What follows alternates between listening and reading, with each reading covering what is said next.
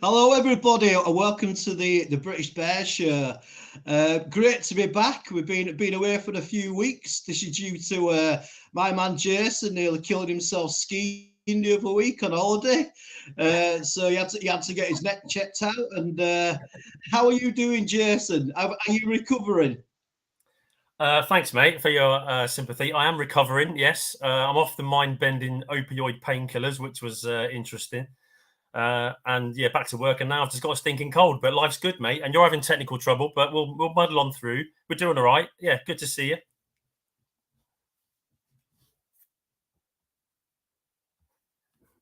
You're muted. To me, mate. So, There we go. yes. Yeah, cool. So, yeah, we're having a bit of a technical issue today. My tablet let me down, so I'm using my phone. So the connections aren't great, and there might be a bit of a lag. But hopefully, if you just bear with us, we can still entertain you and give a bit of Bears news and our thoughts on what's going on at Hallis Hall. As you know, the idea of the show is this is like a British voice for the Chicago Bears, and basically what me and Jason want in the long run is that we'd like to have some British guests on so they can tell us about their Bears fandom and how they got into the Bears and obviously their opinion of what's going on with the club itself. So what we'll do is we'll crack on, see before everything just breaks down. And let's start with all these new arrivals at Hallis Hall regarding the coaching staff. Let's start off with Shane Waldron, the new OC. 44-year-old. He's been calling plays for 3 years with Seattle. He's the guy what transformed Geno Smith's career over the last sort of couple of years. Emerging from a journeyman backup quarterback to a playoff quarterback. I personally think this is a good hire.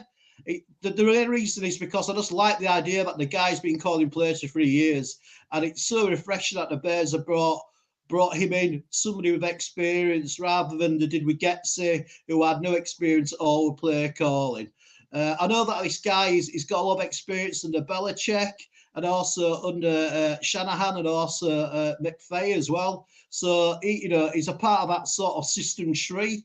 So I just thought that's going to transfer well. I don't know what that means regarding are we keeping Justin Fields or not. But what do you think about the hiring the new OC?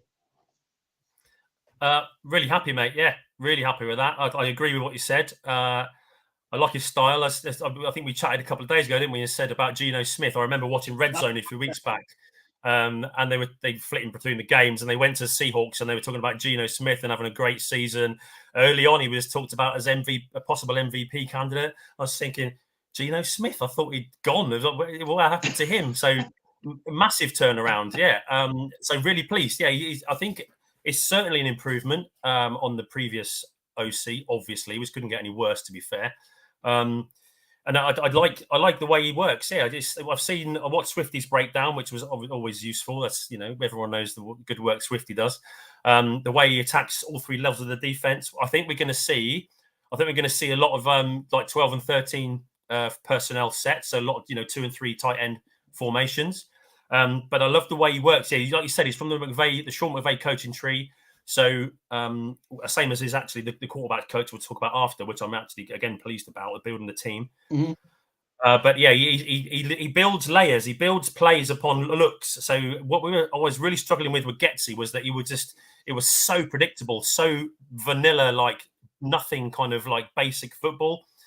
What Waldron will do is that he'll give you a look and he'll run a one play from it. He'll give you another look and he might run the same one, but he just so many variations from one look. So he keeps the defense guessing a lot more. I like the way he does his business. And one of the big things for me, especially like you said, is the fact that we're building a coaching team that are all experienced play callers. That was what we suffered from last time.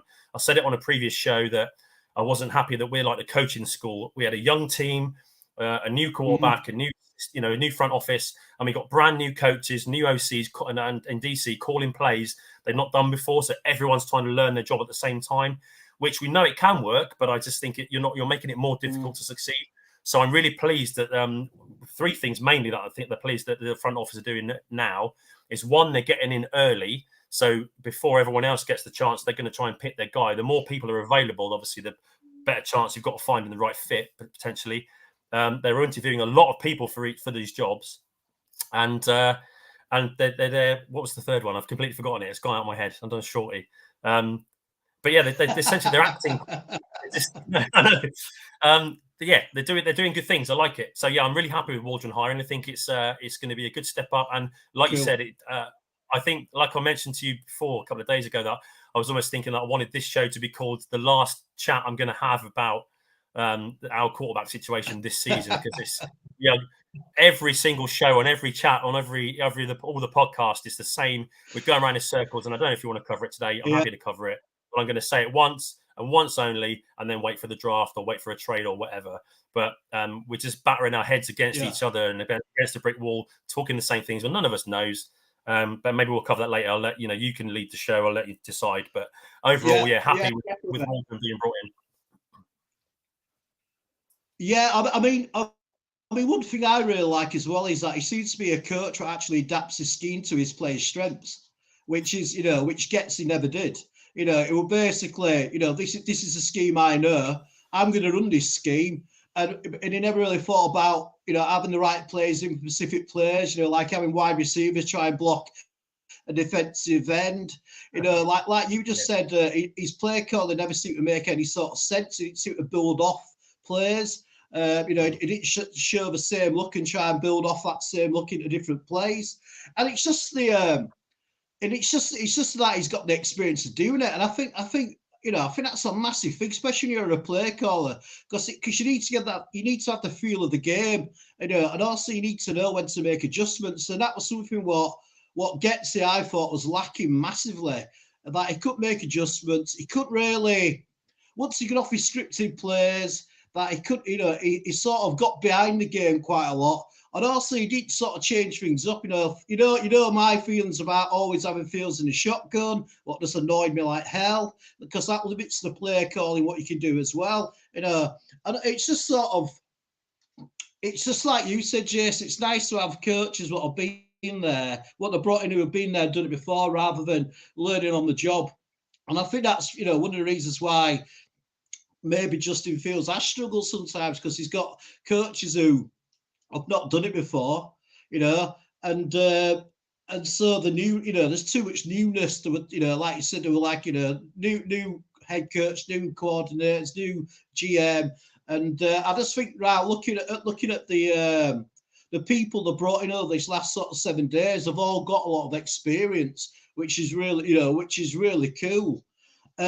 So what we'll do is then we'll go on to the defensive coordinator what I brought in, called Eric Washington from the Bills. He was the Bills assistant head coach and the D-line coach, and he was also on the Bears staff in 2008 to 2010. We love it. So that makes us think that he's got a great deal of experience of this sort of scheme, what we're running, on defense, which is going to be really good for the team. And also as well, like we all know how important defensive line play is. You win the game in the trenches. And what I've heard sort of, watching podcasts and just reading that, is a really good teacher, a really good communicator, quite a strict guy, I've heard.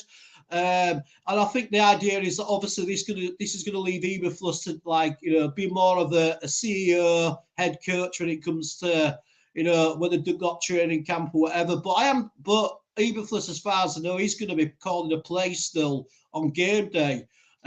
So I'll because I thought the whole idea was for him just to be like a CEO, head coach, and not be a play caller. But I can understand why he wants to do that, because obviously we had such an upturn in the defensive performance when he did take over the play calls, and obviously when we got sweating as well. So what do you think about that hire, Jason? It's an interesting one, isn't it? I think you've touched on it already. It's the big thing will be whether or not Flus keeps calling the plays, because there was a big turnaround, and we saw it, didn't we, from when Williams left to when to Flus started calling the defensive plays. Although I still hold him massively responsible for all this prevent defense that cost us 3 games, probably. Oh yes. So maybe it's, and I think what we don't see is the chats they've had together to make them come to this decision. So. It could be an interesting one, I think. Yeah, I like. He's got history. He's got. Yeah, so he was the Bears D-line coach the last time we won a playoff game in 2010. Just FYI, Take that little stat. Got a better one coming out later. But he was the assistant head coach and D-line coach at the Bills, like you said, and they had the fourth most sacks last season. So he seems to know what he's doing. A good hire. Again, a good hire. I think there's a team of experienced people, and it gives me hope that whoever we have, because we've still got a young team, that they're going to be the sort of coaching team that can work together and essentially just bring out the best in the players instead of trying to, like we've seen in the past season, trying to fit our players into what the coach wants. So I'm happy. I'm happy with that. Again, experienced head. Knows the Bears. He worked. I think it was he John Hoke, who I think he worked underneath when he was here before.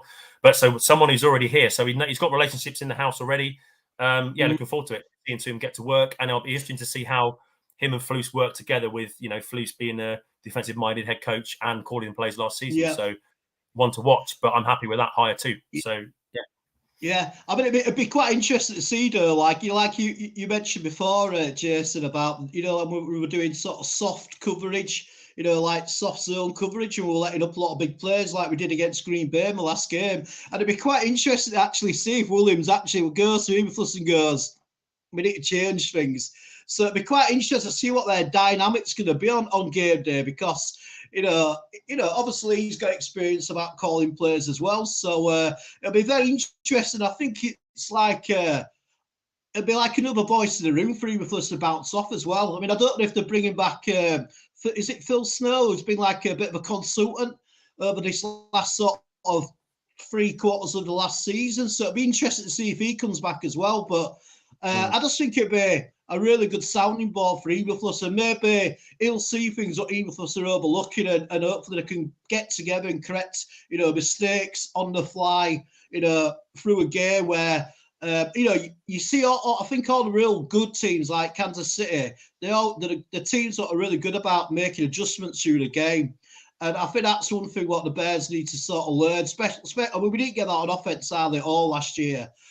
So I think it's a great hire, man.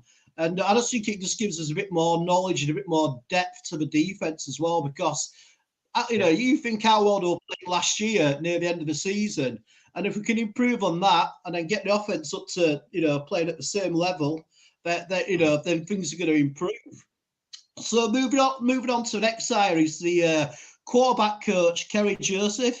The guy was a former NFL safety, and also he played QB in the CFL, and I think he got MVP when he played in the Canadian League. I think he started coaching with New Orleans in 2014, and he was an assistant receiver coach and assistant quarterback coach as well when he was with Wardren at the Seahawks. So I quite like the idea of having a bit of continuity with the coaches. I mean, this usually happens that a coordinator will bring a lot of his guys over what he's had before, like Eberflus tried to do with the defensive guys last year. So I do like that bit of continuity because they know how to work with each other. I've heard he's a great teacher. I mean, a lot of people are saying that maybe it was him who got most out of Geno Smith in Seattle, and that's always good. So what are your thoughts about that hire, mate? I've just seen my sister in the chat, Chrissy. Hello.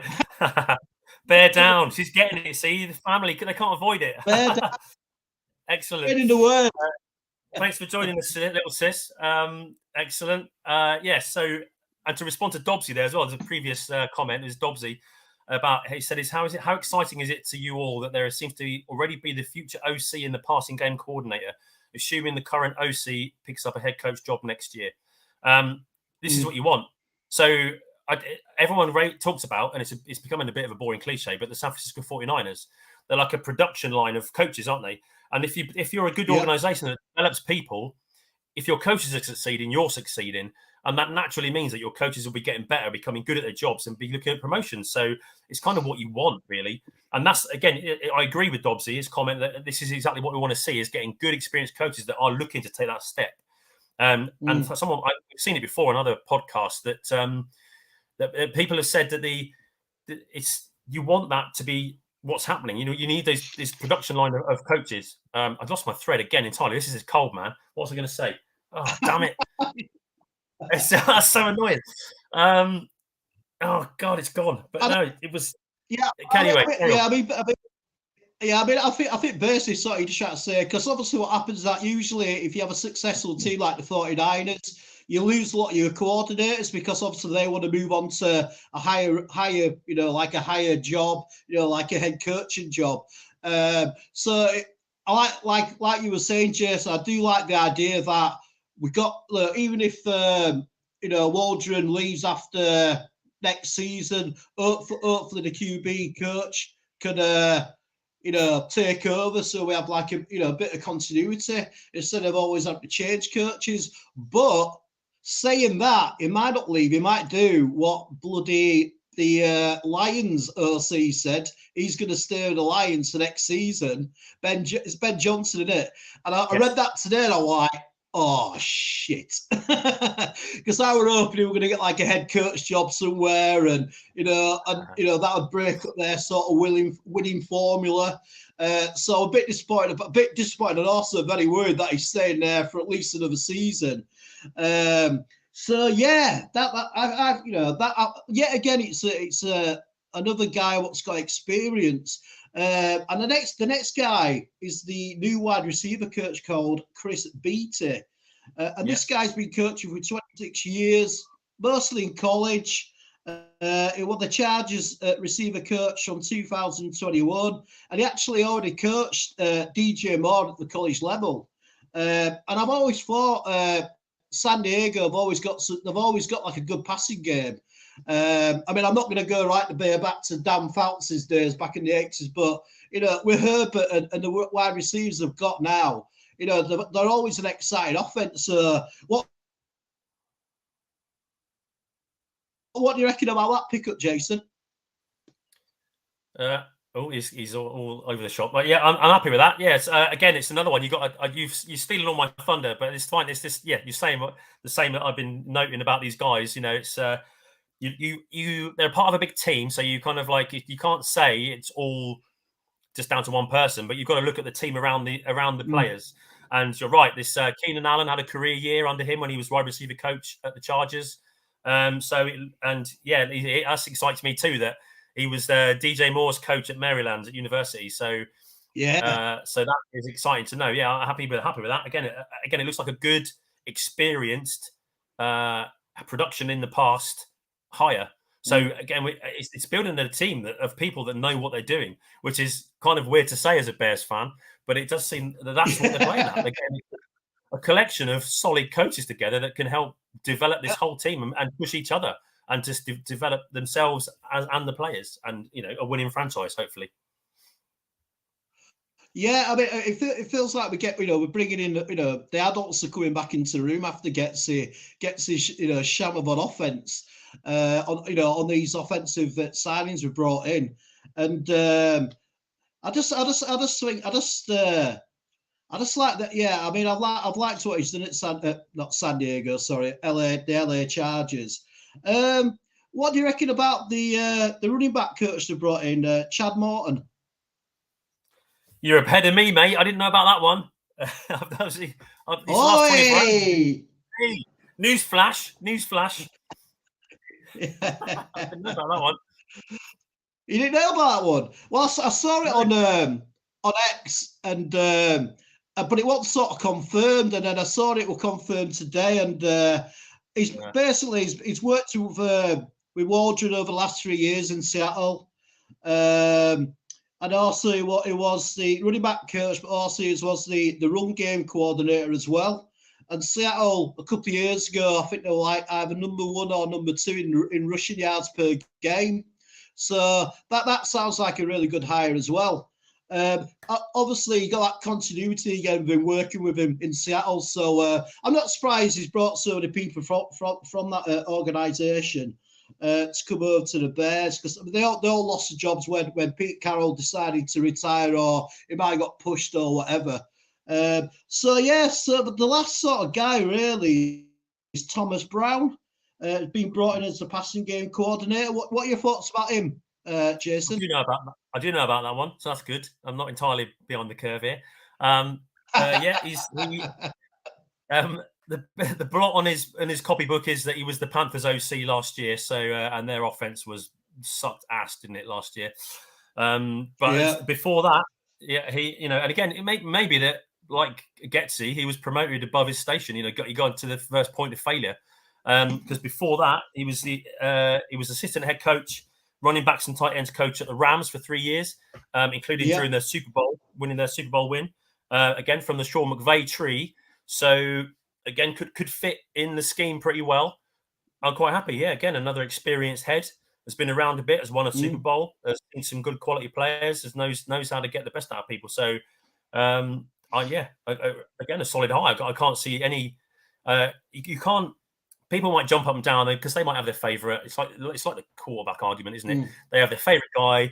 They want this person. They think they're the best, and everything else is just shit. But it's not the case because this is a complex organisation, a big team of people that has to get together and develop and coach and lead another team of people. So you don't know what they're going to be like until they get together and they start working together, because that team will build its own dynamics. It will develop its own way of working. They'll have their ways of communicating, their ways of doing things. And as far as I can tell, it's not a new guy, so there's going to be a lot of respect in the room for each other.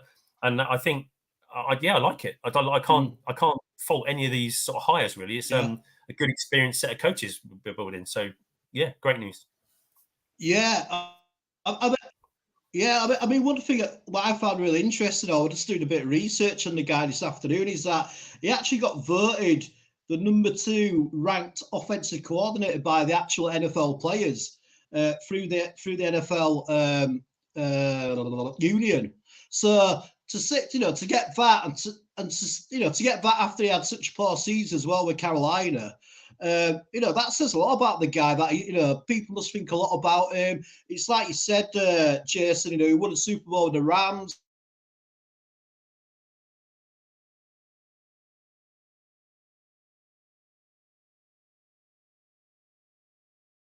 And I think they've got a team where they can either carry on developing Justin Fields, or this team's got enough experience, these new coaches, that if we do, draft Williams, then they've got experience to mold him. And I like what you said as well here on, Jason, that the Bears are sort of got in straight away with getting the coordinator sorted out and getting his assistants sorted out, so they can actually have time before free agency and the draft to go through what they want to do, and the vision they've got and the scheme they want to do, and also the decision about who they're going to draft. So I'm sort of really happy about the Bears, what they've done. It seems it's just nice to have people who've been there, done it, and also done it and been successful in the league. And I think that's what the Bears needed, especially with the wide receivers as well, because I feel we've had terrible wide receiver coaches for quite a few years, I think. Even under Nagy, the wide receivers never seem to improve. You know what I mean? And you still hear like Mooney going, even last year, I ran the wrong pattern. Well, if you had a really hands-on coach, that ain't going to happen. You know what I mean? So I just like the idea that we're improved in we're going to improve in the wide receivers. Hopefully, we draft some really quality wide receivers to play alongside DJ Moore, and if we've got a good coach, then obviously that could speed up their development as well. So I suppose we put the subject off as long as we can. The white elephant in the room, Jason. Is it to be Fields, not to be Fields?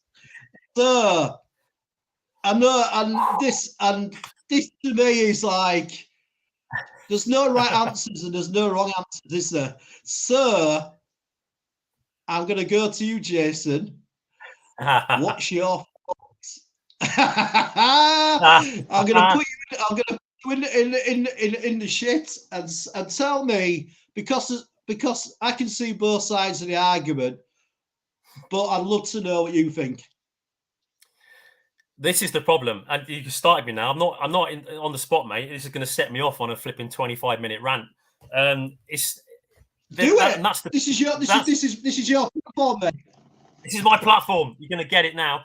But yeah, that's the problem, as you said, is there is no right or wrong answer, and the problem is and I've seen it in so many chats, and it's made me want to throw my damn phone out the window, is people have picked their side.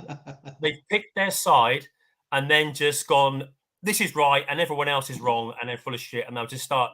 Nothing annoys me more. Whereas I've seen it in a few times on last week's show as well on BCP on the Thursday. I just, because I wasn't working the next day because on these drugs, I just thought I might as well stay up and watch it. So I stayed up through the night, and there's a couple of people in the chat that were just doing my nutting. They come onto the chats and they just start throwing insults, and it's just like that's not productive. Another Jason, bear down, excellent, good to see you, bro. And it's just there isn't a right or wrong answer. And I'm a Bears fan. I want the Bears to win. Right. And anyone who thinks they know that we draft Caleb Williams and we win a Super Bowl in 2 years is full of shit. Anyone that thinks we keep Fields and build a team around him and win the Super Bowl maybe he's full of shit as well. We don't know the answer. We're not. And that's what's so infuriating. Is what the problem is that people are judging these things on. They're seeing sound bites. They're watching highlight reels. I think we are not one quarterback away from being elite. You know what I mean? We're not one quarterback away. So, and there's pros and cons to both sides. So we could draft a quarterback, whether it's Williams, whoever you know, the front office think is the better one, and I trust their judgment entirely. Because let's face it, they could have picked a quarterback last year. I mean, instead of a quarterback, we got DJ Moore, Tyreek Stevenson, and Darnell Wright instead. So that's the sort of haul you can talk about for trading your first pick away. So again, there's no right or wrong. And the only thing I would say about the draft to QB at number one camp is what is their backup plan? This is all I care about. I just want the Bears to win. So you could draft Williams or May. They're unknown. I think they're only like a year younger than Fields as well because he's so young. They talk about resetting all the arguments. Like I kind of sometimes I see them, and like you say, I can listen to an argument. I can probably go either way. I just think, you know, if someone makes a reasonable argument, you can see their point, and I get it. But the way it works to me is that if we reset the quarterback clock, and Walt brought it up on Thursday, we've done this. We've been on the quarterback rookie clock contract for 7 years. Jay Cutler was the last person we signed to a fucking proper contract. We've been living for, you know, nearly a decade on journeymen and rookies and, you know, just like backups. It's not working. So if we reset the quarterback clock, that's irrelevant because we're not a quarterback away. So we've got enough cap space. We're probably going to shift Eddie Jackson on and Cody Whitehair and save 20 million in cap space. So we'll have money to spend. And the arguments people make, they're not complete.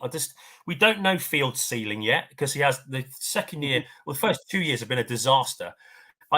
He has not progressed how we wanted him to progress. That is absolutely true. But I just think he's such a unique talent. I would be really gutted. And like I say, I'm a Bears fan. I'm not a Fields fan or a Williams fan or whatever. I want this team to win. I mean, I just get so excited. I've never been as excited watching the Bears perhaps since, you know, 85, from watching Fields, because he can just do something unbelievable. And I want that on the Bears. So we haven't given him a fair shot. I understand if they want to trade him. There's no right or wrong answer. I get it. We could trade him. What are we going to get? A second round pick, maybe a 2 and a 7. I don't know. It'd be nice to get a second round pick back. So if we were offered a good deal, I could kind of see it. We could maybe trade out. Again, there's so many variables. We don't know which quarterback they want, which our front office would pick. And Paul said it before, and I think he said it again already, is that you'd have to be blown away. So, we don't know the ceiling of either of these people. Fields has had a rough time because he's had a rebuild, a full rebuild, like a proper teardown. We stripped that team out to the ground and starting to build it up again. He's improved, yes. We would have liked to see more. It hasn't happened, and you know, some of that's on him, some of that's not on him. You know, and that's just the problem is people, you know, all these fucking people that come in and saying stupid shit like busting Fields, just, you know, all this crap. It's just like he's not. I've seen how many games last season when we earned that first round pick because we were poor, thanks to Lovie Smith as well. Though, cheers, Lovie. Is that there were 2 or 3 games at least when we were within one score and we were on a drive to go down the field, either go ahead or to tie the game. There was, and it sticks in my mind, there was the pass interference call on Claypool that wasn't called. The next play, Fields puts the ball in the chest of the receiver for a first down. Was it Pettis or was it St. Brown? And he fucking drops it. So, do you know what I mean? And there's like Smith Marset against the Vikings. We're charging down the field. He just lets the defender just pull the ball out of his arms, and that's the game over. So we have not been battered that time. So I just, again, there's no proper answer. And this is why, and it drives me nuts that we keep going round in circles, because you're not going to get an answer, because someone will tell you some stats that shows why Justin is the next fucking Patrick Mahomes, and someone will tell you the reasons why Caleb Williams is the next Patrick Mahomes, and they just think none of us are right. We're all guessing. None of us knows, and the only way we'll know is when Poles and Floos and all the rest of them, they get to see them in person, they get the interviews, they find out what kind of person they are, because that's just as important as the fit they get into this team. Oh, definitely, yeah. The reason Floos came back this year is that team did not stop playing for him. They fought for him when we were at our bottom, like starting 0-4, and they still went out and ran through brick walls for him. So that's why he stayed, I reckon. And they also, the people want to come to the Bears to play for Fields. And I can see a situation where, and the thing is, it isn't just keep Fields and build around him and draft number one and trade Fields. We could keep Fields and draft a quarterback, and then you could let him sit, because someone, was it Alex Brown in the bloody NBC sports show said, I want a quarterback like that. What do you mean, one that sits on his ass for 3 years and learns? This is the age we live in, where people want results now. They're like, people are spitting feathers. Stroud is brilliant, and Young is a bust. Do you know what I mean? It's like this instant results. So I get it. It's a good idea to, maybe we can. And I think they'll do that. I think if they see a quarterback that they quite think had potential, they're still sitting there in a later round, maybe because Levis dropped to the second day, didn't he? Nobody expected it. They thought he'd go early. So there could be a chance they pick someone. I think, we'll take a punt on him if they get enough draft capital back. But like I said, if we pick a quarterback, we've not got a fallback. We've got no plan B, because we're not one quarterback away. So you could put whoever. I remember the Super Bowl between the Chiefs and the Buccaneers, when there were issues going into the game about the Chiefs' offensive line. And that game, Mahomes spent his whole life fucking running for his life, because he had no offensive line. And like I said before in a previous show, that last game, our last regular season game, Fields was pressured on 50% of his dropbacks. I don't care if you're Mahomes, or you could be Tom, whoever. No quarterback's going to thrive getting a defender in his face the minute he gets to the back of his drop back. So we've got enough. And why I prefer the option of keeping Fields for another year, because he's on his rookie deal, we could give him another year. We could draft someone potentially. Is that when you draft that number one pick, if we get a haul of extra picks in the future, we can use that to build up. We can use this year's draft then as well to build our team further for the gaps that we have got. We all know we need a center. We need a guard, probably a swing tackle at least. Another probably maybe one or two wide receivers. And definitely, if Waldron's coming in and playing a lot of 12 and 13 personnel, we definitely need another tight end, because I don't think Lewis and Tonyan are both coming back. So I think that's why I think is the most likely option. And again, when I say this is what happens on these fucking streams, if someone says what I think might happen, I'm just guessing like everyone else is. People jump on it and think this is what you want. You love Fields, you hate Williams. I don't. I'm just trying to guess what I think is best for the organization. So I think Poles, as he has said so many times, and to reference his point, he said about building through the draft, Green Bay defense, 7 of their starting 11 and number one draft picks. That's how you build a fucking team. So, and that's what Poles is doing. So I think this, the way he works, he will want to see who's going to bite on that number one pick, because of this massive, Jason's saying it, mainstream media bringing up Stroud all over Young's prick. Exactly. They could not, there was no, you couldn't put anything between those two on the last year's draft, because it's a shot. It's a roll of the dice, every quarterback, because they're going into a situation that's different, with a play caller that's different, with coaches that are different, with talent around them that's different. So this hindsight bullshit is starting to. This is why I'm saying I'm not talking about it all off season, because it's doing my head in. Oh no! You don't know what they're coming into. Let's see how CJ Stroud is next year, and he's got Laramie Tunstall, one of the best left tackles in the league. They got a decent start. They've got Will Anderson. They've built a team. They've got they can get lucky. You can have a good season. It's about where you are in the mean over a course of 2, 3, 4 seasons. So my feeling that what I think Poles will do is he'll keep Fields, keep him on a rookie deal for another year, potentially draft a later round quarterback as someone as cover, but build this team, because he knows we all saw where the weaknesses are over the course of this season. Our defense is close to being elite now. We're going to need another edge rusher, definitely. I don't know about tackle. I think it's desperate because I'm hoping that Pickens and Dexter are going to take a bit of a leap. We could. I want Jones to come back because he's had a good season. Safety definitely because Jackson's days are numbered. But yeah, our defense is that close to being elite. It's our problem is the offense now, and we can build. We can trade that number 1 pick, get a haul, build our team to be much stronger, and then you're not desperate for the latest magician brackets generational, which happens every year, quarterback that's going to going to change off, turn your franchise around on his own with no offensive line and no one to throw to. So yeah, I think I've covered everything. We don't know about Williams' personality. They're beginning to get him in the room. That's what we need to see. They've got the pro days. We've got the combine coming up. We're going to see. We don't know what Waldron will have told them a plan for Fields if they're going to keep him. Because I think Poles will not have done that interview without saying what will he do with Fields, what will he do with the number 1 pick. That's obvious, isn't it? So I think my gut feeling is that's what they'll do. They'll trade the pick because everyone's fucking going crazy for Williams and May and whatever. I say take it. Let's fleece someone again. Let's build this roster like he did. If he turns 1 pick into 3 starters, by the way, shout out to Darnell Wright, Professional Football Writers Association Rookie Team of the Year spot. Absolutely nailed on.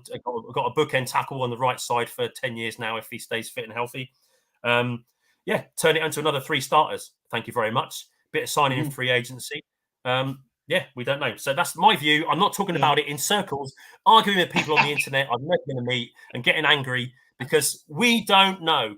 That we don't know Fields' potential. We don't know number 1 draft pick's potential.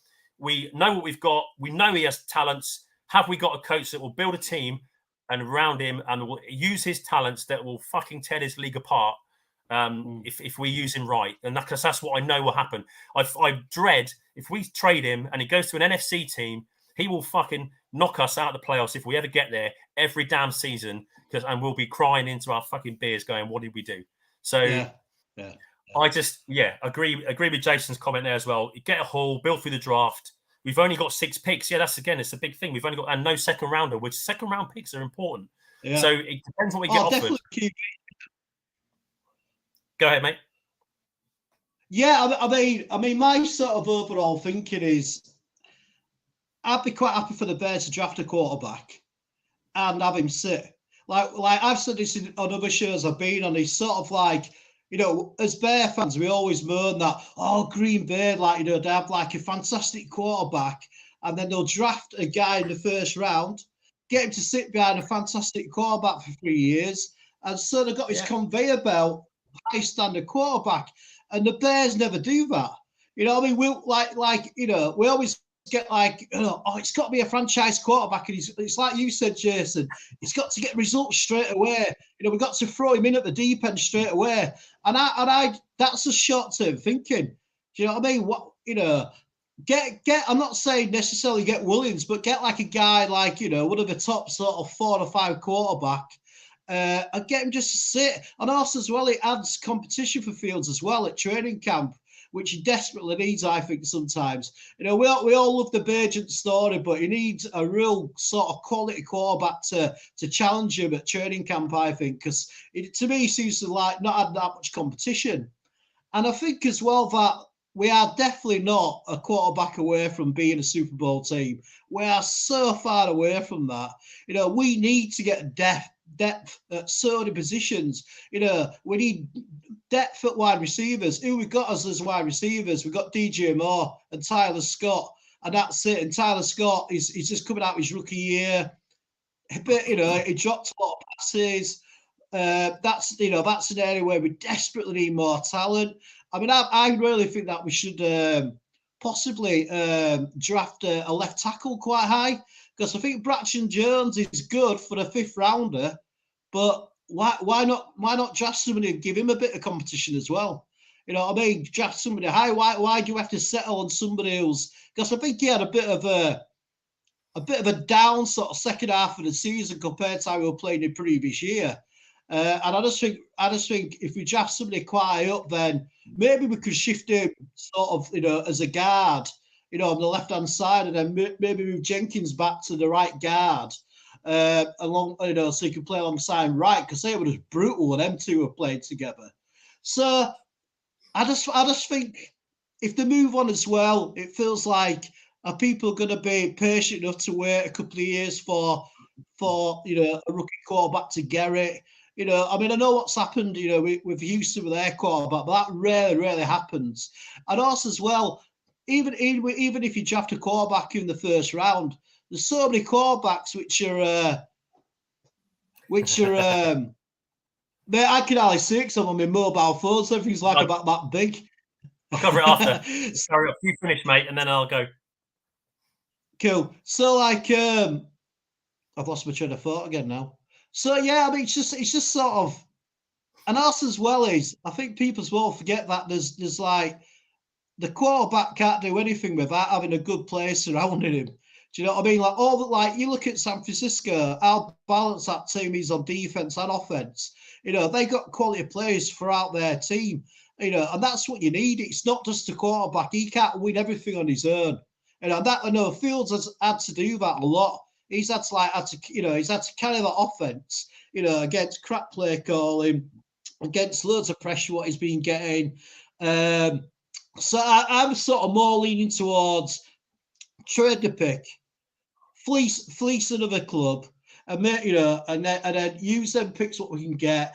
And hopefully, we'll get some we could use it for like next year as well.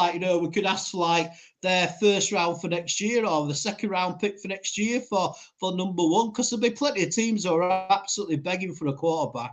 They always is every year. And I just think as well that the locker room seems to be really behind Fields.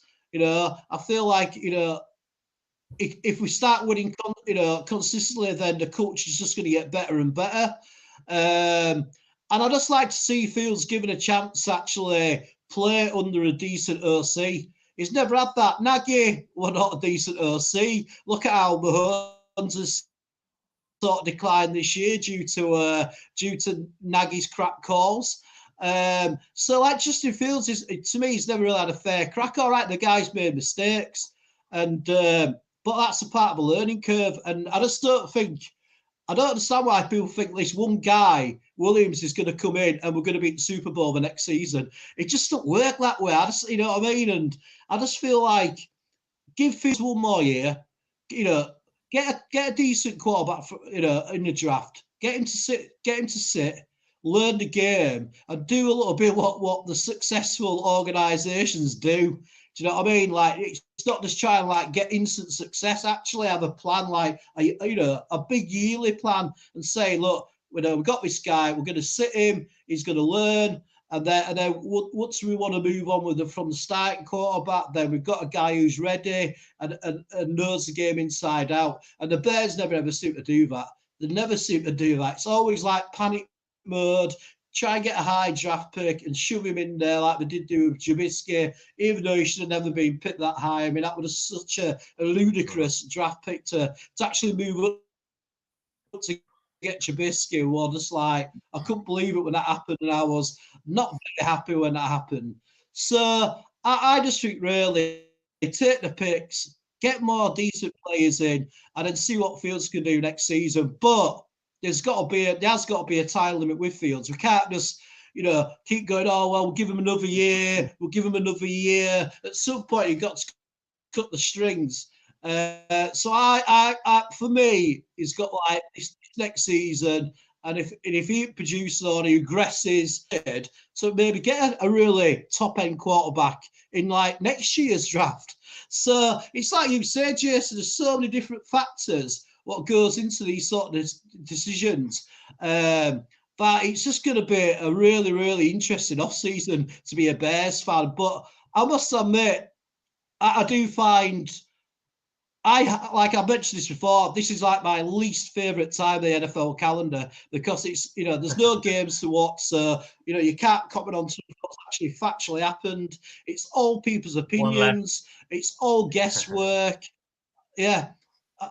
And also as well, like the way some people tackle it in the chat, come on, we're all Bears fans. I don't give a shit whose name is on the back of that quarterback's jersey. I just want the best player, because it's all about the Chicago Bears. It's not about Caleb Williams. It's not about Fields. It's about the Bears getting to the promised land of a Super Bowl. And whoever gets us there, I just don't care who it is.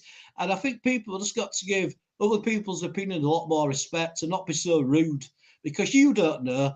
We don't know. It's like you said, Jason. We're all just sort of guessing and trying to snatch things out of air. What sounds it could go this way. But I do feel like with the coaches that they've brought in, that they've got the experience to do either.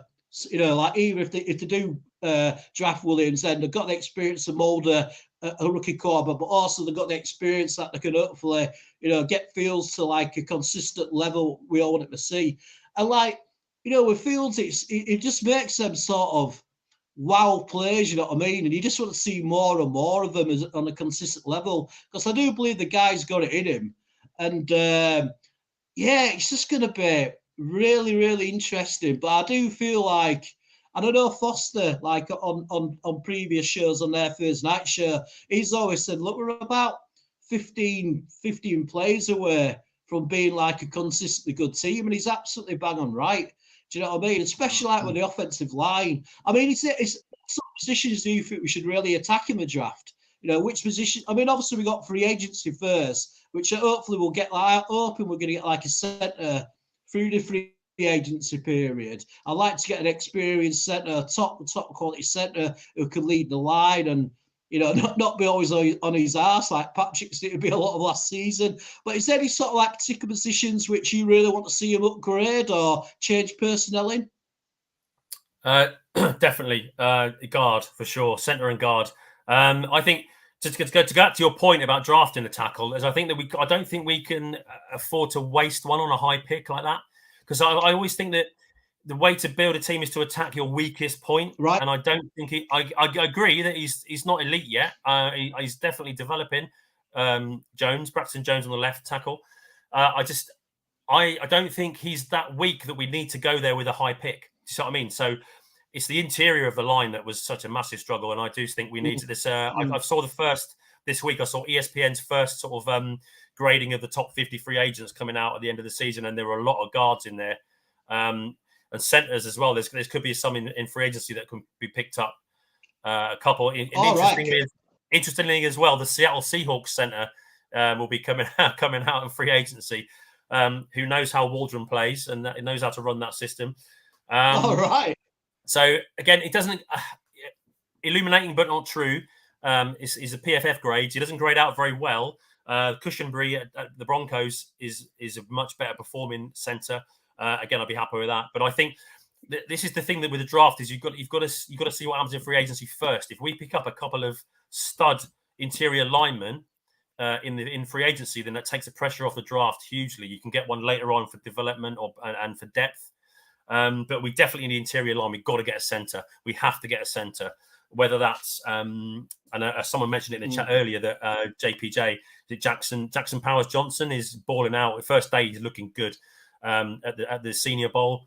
The other one, of course, is Cedric Van Pran, who's is he at Georgia or Alabama? One of those two, one of the big ones. So there's a couple of potential decent centers coming out. I'm not sure.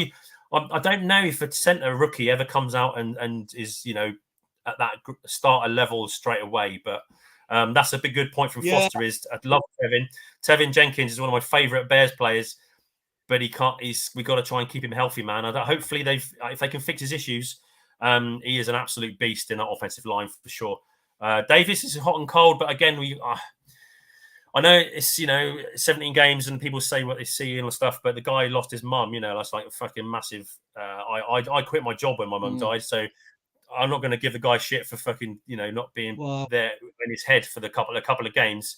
But having said that, there's been some games where he's not looked great. He could be a depth piece if we can get someone above him. He might be useful as a depth piece, but we need interior line. We're definitely going to need wide receivers, one, maybe two, and tight ends, because I think that Waldron, if he's going to stick to the same style, is going to be using a lot of 2 and 3 tight end formations. Yeah. So those are my big needs as well on the offense, and then obviously everyone knows that free safety and edge rusher on the defense. So I think that's where we could make a splash potentially with our number 9 pick, or depending on how far down we come. My ideal scenario is something like dropping down a couple of places, and picking up Marvin Harrison Jr. and then a Jared Verse or a Chop Robinson or something with or Latu. Is it what's his first name? Latu. There's another one, isn't there? One of those 3 sort of big edge rushers. But yeah, it's a long way to go, man. It's going to be a crazy offseason. Yeah. It's so exciting. I'm not talking about the quarterback situation anymore because it can go either way. And I will support the team, whatever happens, whichever way they go, whoever's under center for the Bears is my man, and I'm going to go with that. And I trust Poles. I trust what he's doing. I think he's building the team, man. So really happy with the hires we've talked about so far. The needs are as we said. Again, another Seahawk going into free agency is their tight end Noah Fant. Again, one to watch potentially. Waldron could bring him over. I think it's exciting times ahead. So free agency, I think it starts on March. Is it March 13th? Is the start of the season? I think so. Free agency period, and then the draft's 25th of April, 25th and 27th. Yeah. So that's it. That's me. I think covering anyone else in the chat. Just to say hello to everyone in the chat. Thanks everyone who's joined us. There's been some good comments in there. We'll get to in a bit. Plank was here just to say he might be here later. Mark Kazak popped in as well. I was asking where the flipping link was because I think I deleted it. Joe Treviso was here. Foster's running the show. Shorty's listening from somewhere that he can't tell us about. J2K, good to see you. Bears Media Co. Dobbsy, made a good comment. OC. Chrissy Davis, my sister, came in and said hello, said bear down. Where are we going? Walt is there. CB Sickles, good to see you, man. Keep going. Scroll with my fingers in. King Booker World, yo, good to see you, man. Good to see you, and I did see you earlier. Hope you're doing well. Jason came in. He's had a few good comments in there. Another Jason, that's a good name. All the best people are called Jason, I think, mostly. No. Where are we? Bears Media Co. Do it all 36 has joined us lately. Oh, well, there's a few of us around. Do it all 36 is joining in the chat as well. It's good to see you. And I think that's kind of it, really. It's whoever else has been in. Thanks for joining us. Like Chris said at the start, we're trying to get some Bears fans together on this side of the pond to talk Bears football with a British accent. And see what we think and just have a chat, come and talk to us. And I've got to say, I've been holding on to this for ages. Is I'm super excited. I'm going to see the Bears in London this season. As soon as the tickets are on sale, mate, I'll get us a ticket and we'll. I cannot wait to go and see those guys play for real. And I'm already saving, like I said, for potentially later in the year going to Chicago to see a Bears game for Shorty's 50th birthday, which would be a riot. But I think that's kind of. I think I've covered where we're at. I don't know if I got a little thing for a stat bomb. If you're interested in a little stat bomb, I don't know if you want to.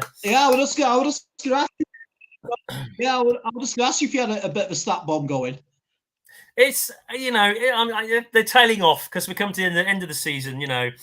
I got a couple of little nuggets. Most people might know these. Might know one of them. I've got a few things. I'm going to mention our dear neighbours in Detroit. A bit gutted for them. Yes, Foster, you should come to London. Come to London. You can sleep in my spare room or in the van or whatever. Just get to the fucking game, my friend. So anyway, our poor old friends Detroit, I was rooting for them. Steve from New Breed Sports is a really good guy. I was hoping for them. And Dion as well. I saw him in Ville 3 Point Stance podcast. That Dion guy was from the Detroit Lions, and he was a good guy. So you kind of feel for them. They're just fans like us, just got a different city to root for. Obviously, though, it's quite nice that we won't see fucking Don Berger out and about it. So I'm quite happy with that. Although I never see him anyway because I blocked that motherfucker a long time ago. So that's fine. I never see a word he says, which makes my life But anyway, and also, I'm going to add this here. I don't like being all negative, but I'm going to add that Anzalone linebacker of theirs he's a dirty player. He tried to knock DJ Moore in their game. When he tackled him off. And I've seen him do this before in New Orleans when he was there. They were out of play, out off the field. They tackled him. He went out of bounds, and he grabbed DJ's ankle and twisted it to try and hurt him, basically. And he got up hobbling, and that's just dirty, man. I don't like that kind of play. So for you, Anzalone, I'm glad you lost.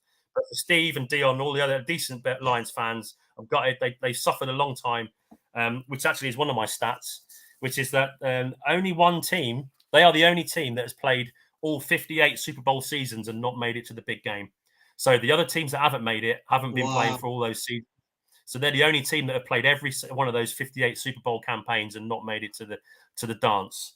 And also, when they played the championship game, I got this from the comments from the coverage on the TV, I thought was very interesting. Is that NFC Championship game was the first playoff game where a quarterback picked number 1 in the draft was going up against a quarterback picked with the last pick of the draft. So Mr. Irrelevant on the 49ers, obviously. That's a stat bomb. That is a stat bomb. That's a stat bomb, mate. That is. That last one is a stat bomb, mate. I got awesome. One more here. That is awesome, mate. That's a stat bomb. Go on, one last one, which is one of our fucking favourite Bears. One of our favourite Bears is Montez Sweat. And I think everyone knows this because they were talking about it. Is sacks have been a recorded stat in the NFL officially since 1982. Montez Sweat is the first player to be the leader of for sacks on 2 teams in 1 year. Well played to him, man. Pro Bowler. That's great. Montez Sweat. 6.5 for the Commanders, 6 for us.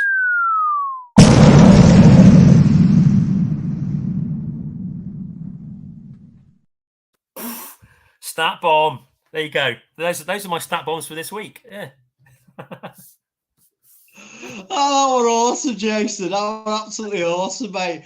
I mean, what we'll do is we'll finish the show now, and I mean, I was just thinking it'd be really nice to have some sort of British Detroit Lions fans on, through the season. I know they're not all like Don Burr, so that'd be nice to sort of. Be really nice to sort of ask them how come they are Detroit Lion fans. I know we haven't had much success, but the Bears are a lot bigger name over in the UK than the Detroit Lions are. And I like to say that, obviously, we'll come on if there's any sort of big news, in the off season leading up to the, well, what we'll do is we'll do a show when free agency is finished, and we'll see what they've done in free agency. And then what we'll do is we'll do a show after the draft as well. Because, and the main thing is as well is that anybody, from Britain, Europe, anybody from outside America, really, who wants to come on and talk Bears and speak to the American audience, then, do get in contact with us, because that were really the main sort of ethos of the show for me, really. Well, just give people a chance to view their points in front of an American audience. But yeah, I'd have to say that them stat bombs, mate, were absolutely amazing as usual. Especially the last one at like ping, and and I'd say I'm impressed with the coaches that they brought in, and just let's hope that we keep building, and let's just see what happens in free agency. So what we'll do is we'll finish the show with a big fat bear down after 3. 1, 2, 3, bear down. Bear down. Where's short? Come on, Foster. Come on, Foster. That's your cue, Foster. Come on, brother.